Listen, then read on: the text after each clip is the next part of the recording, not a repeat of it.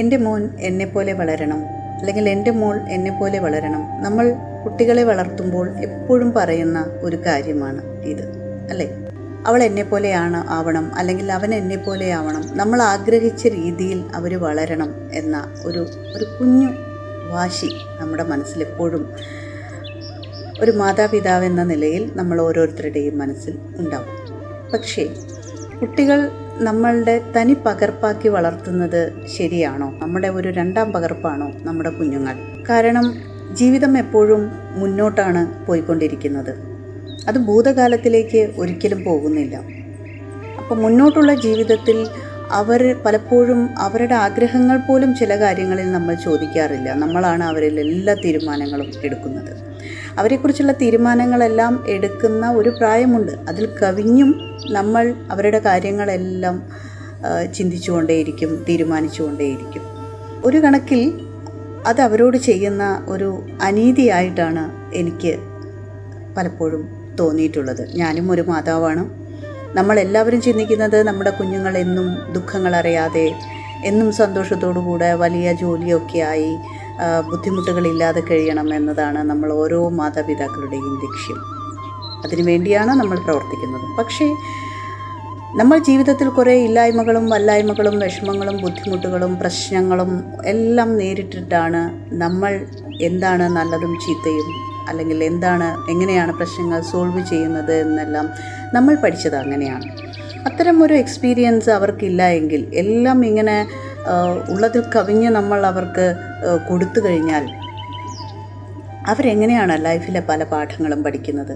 എങ്ങനെയാണ് അവർ പാവപ്പെട്ടവരെ മനസ്സിലാക്കുന്നത്? ദുഃഖിതരെ എങ്ങനെ മനസ്സിലാക്കുന്നു? ദയ, കാരുണ്യം, ധർമ്മം എല്ലാം എങ്ങനെ അവർ മനസ്സിലാക്കിയെടുക്കുക? ഇതൊക്കെ പാഠപുസ്തകങ്ങളിൽ നിന്നും അല്ലെങ്കിൽ നമ്മൾ പറഞ്ഞു കൊടുത്ത അറിവുകളല്ലാതെ എക്സ്പീരിയൻസിലൂടെ നേടുന്ന അറിവുകളാണ് ഓരോ വ്യക്തിയുടെയും ജീവിതത്തിൽ ഏറ്റവും പ്രാവർത്തികമാക്കാനും അത് എക്സ്പീരിയൻസ് ചെയ്യുമ്പോഴാണ് ഏറ്റവും നല്ലതായിട്ട്, അല്ലെങ്കിൽ അവരത് മറക്കാതെ മനസ്സിൽ സൂക്ഷിക്കാൻ കഴിയുന്നത്. ഒന്ന് ആലോചിച്ച് നോക്കൂ. നമ്മുടെ ജീവിതം അനുകരിക്കാൻ നമ്മുടെ മക്കളും നമ്മുടെ ജീവിതം അനുകരിക്കണം, നമ്മളെപ്പോലെ ജീവിക്കണം എന്ന് പറയാൻ മാത്രം മികച്ചതാണോ നമ്മൾ ഓരോരുത്തരുടെയും ലൈഫ് എന്ന് പറയുന്നത്?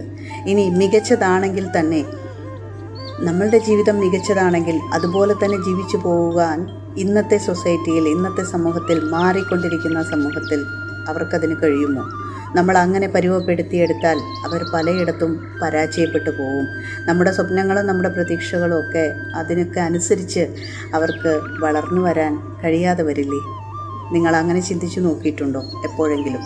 നമ്മളെല്ലാവരും ആഗ്രഹിക്കുന്നത് അവർ സുഖമായിരിക്കണം എന്നത് മാത്രമാണ്. അപ്പോൾ ഈ സുഖം മാത്രമല്ല ജീവിതം, അതിനപ്പുറം പല പ്രശ്നങ്ങളുമുണ്ട്, പല ബുദ്ധിമുട്ടുകളുമുണ്ട് എന്ന് എല്ലാവരും അറിയണ്ടേ? എന്നാലല്ലേ, നമ്മുടെ കുഞ്ഞുങ്ങൾ അറിഞ്ഞാലല്ലേ കുഞ്ഞുങ്ങൾ വലുതാവുമ്പോൾ അത് മറ്റുള്ളവർക്ക് അവരുടെ വരും തലമുറയ്ക്ക് പകർന്നു കൊടുക്കാനുള്ള ഒരു അറിവായി അത് നിലനിൽക്കുകയുള്ളൂ. എല്ലാത്തിനും നമ്മളെ മാതൃകയാക്കുന്നതിലുപരി ചില കാര്യങ്ങളിലെങ്കിലും നമ്മൾ കുഞ്ഞുങ്ങളെ മാതൃകയാക്കണം എന്ന് എനിക്ക് പലപ്പോഴും തോന്നിയിട്ടുണ്ട്.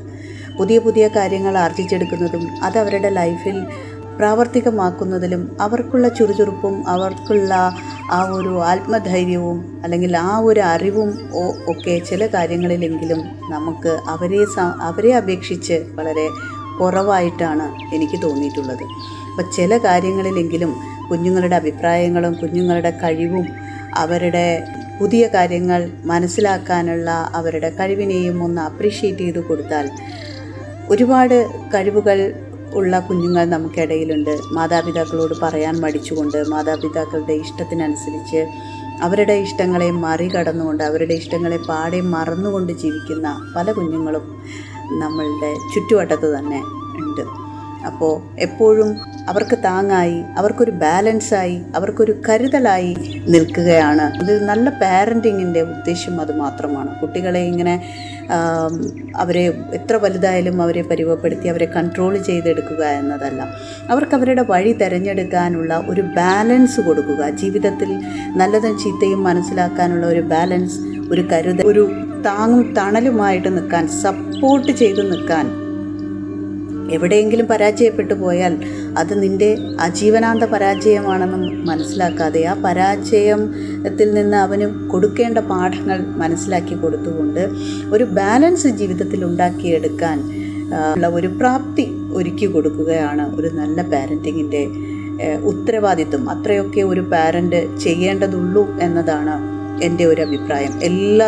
എല്ലാം കുട്ടികൾക്ക് ഇങ്ങനെ ഒരു സ്പൂൺ ഫീഡിങ് പോലെ ചെയ്തു കൊടുത്താൽ അവരുടെ ലൈഫിൽ അവർക്ക് ഒന്നും ഒറ്റയ്ക്ക് നേടാൻ കഴിയില്ല എന്ന ഒരു ബോധ്യം അവർക്കുണ്ടാവും. മാത്രമല്ല ഒരു കരിയറാണെങ്കിലും ഒരു പഠനമാണെങ്കിലും എവിടെയാണോ അവർ അവസാനം എത്തിപ്പെട്ടത് അവിടെ തന്നെ അവർ സ്റ്റക്കായി നിന്ന് പോകും.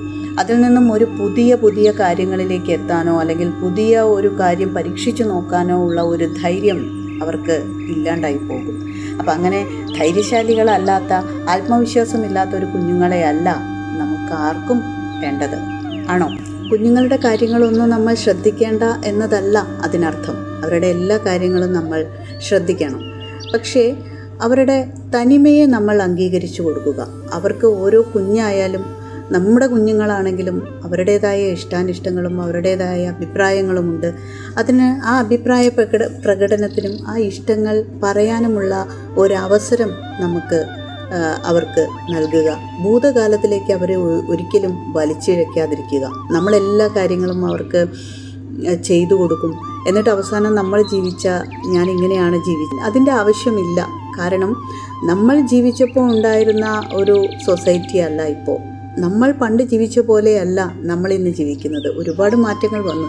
അപ്പോൾ മാറിയ കാലത്തിലേക്ക് അവരെ രൂപപ്പെടുത്തിയെടുക്കാൻ, അവിടേക്ക് പ്രവേശിക്കാനുള്ള ഒരു ധൈര്യം, എന്തൊക്കെ പ്രശ്നങ്ങൾ നിൻ്റെ വരും ജീവിതത്തിലുണ്ടാവും, മാതാപിതാക്കൾ ഇല്ലാതെ ആയി കഴിഞ്ഞാലും നീ എങ്ങനെയാണ് പ്രശ്നങ്ങൾ സോൾവ് ചെയ്യേണ്ടത്, എങ്ങനെയാണ് ഒരു ഫാമിലിയെ മെയിൻറ്റെയിൻ ചെയ്തു പോകേണ്ടത്, എന്തൊക്കെ പ്രശ്നങ്ങൾ നിനക്ക് ഉണ്ടാവാം, അല്ലെങ്കിൽ എന്തൊക്കെ പ്രശ്നങ്ങൾ വരുന്ന സന്ദർഭങ്ങളിൽ നീ എങ്ങനെയാണ് അത് ടാക്കിൾ ചെയ്യേണ്ടത് എന്നൊക്കെയുള്ള ഒരു ട്രെയിനിങ് എന്ന് പറയാൻ പറ്റില്ല. ഒരു മാതൃകയിലൂടെ, ഒരു സപ്പോർട്ടിലൂടെ, ഒരു ബാലൻസിലൂടെ അവർക്ക് ഒരു ചിത്രം ഉണ്ടാക്കി കൊടുക്കുക. അല്ലാതെ എല്ലാം ചെയ്തു കൊടുത്ത് അവരെ ഒരു ഭാഗത്ത് അങ്ങനെ ഇരുത്തി കോട്ട് സ്യൂട്ടൊക്കെ ഇട്ട് ഒരു ഭാഗത്ത് അങ്ങനെ ഇരുത്തുന്ന ഒരു പാവരൂപത്തിൽ നമ്മൾ വളർത്തിയെടുത്തു കഴിഞ്ഞാൽ നമ്മുടെ കുഞ്ഞുങ്ങൾ വെറും റെഡിമെയ്ഡ് കുട്ടികളായിട്ട് പോകും.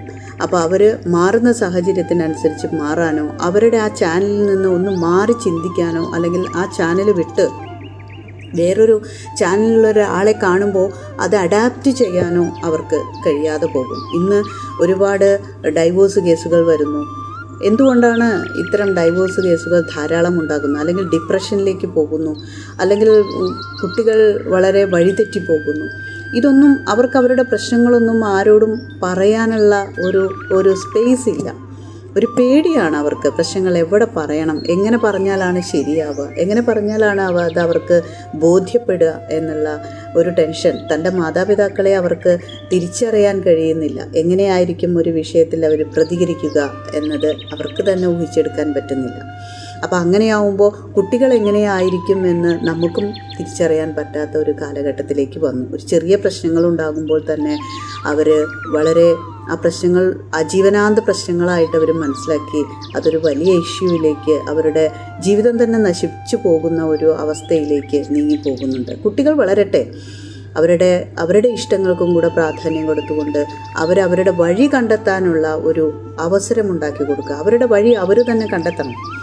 എന്നാലാണ് ആ വഴിക്ക് വേണ്ടി ശ്രമിക്കാൻ അവർക്കൊരു എനർജി വരുള്ളൂ. ഇതെല്ലാം നമ്മൾ ഒരുക്കി കൊടുത്തു കഴിഞ്ഞാൽ അവർക്ക് പണത്തിൻ്റെ വില അറിയില്ല, ബന്ധങ്ങളുടെ വില അറിയില്ല, സൗഹൃദങ്ങളുടെ വില അറിയില്ല, അല്ലെങ്കിൽ ഒരു സാധനത്തിൻ്റെ വില അറിയില്ല. ഇതെല്ലാം അറിഞ്ഞറിഞ്ഞ് വളരുമ്പോൾ, അതെത്ര പണക്കാരായിക്കോട്ടെ പാവപ്പെട്ടവരായിക്കോട്ടെ, ഇതൊക്കെ അറിഞ്ഞറിഞ്ഞ് വളരുമ്പോൾ മാത്രമാണ് സ്നേഹവും ദേഷ്യവും ദയയും കാരുണ്യവും ധർമ്മവും എല്ലാം അറിയാവുന്ന ഒരു നല്ല വ്യക്തിത്വം ആ കുട്ടിയിൽ രൂപപ്പെടുത്തുള്ളൂ. മക്കളുടെ ആഗ്രഹങ്ങൾക്കും കൂടെ പ്രാധാന്യം കൊടുത്തുകൊണ്ട് വളർത്തിയില്ലെങ്കിൽ അവരുടെ ഇൻഡിവിജ്വാലിറ്റിയാണ് നഷ്ടപ്പെടുന്നത്. നമ്മുടെ ഇൻഡിവിജ്വാലിറ്റി മക്കളിൽ അടിച്ചേൽപ്പിക്കാൻ നിന്ന് കഴിഞ്ഞാൽ അത് കൊണ്ട് ഒരു ഉപകാരവും അവർക്കില്ലാതാവും. കാരണം വ്യക്തികളായി ജീവിക്കേണ്ടത് നമുക്ക് ശേഷം അവരാണ്. അപ്പോൾ കുട്ടികളുടെ വ്യക്തിത്വങ്ങളെയും കൂടെ മാനിച്ചുകൊണ്ട് ജീവിക്കാനുള്ള ഒരു നല്ല പാരൻറ്റിങ് സിസ്റ്റം ആയിരിക്കട്ടെ നിങ്ങൾ ഓരോരുത്തരുടെയും എന്ന് ഞാൻ ആശംസിക്കുന്നു. എൻ്റെ പേര് Gopika, psychology councillor. Thank you.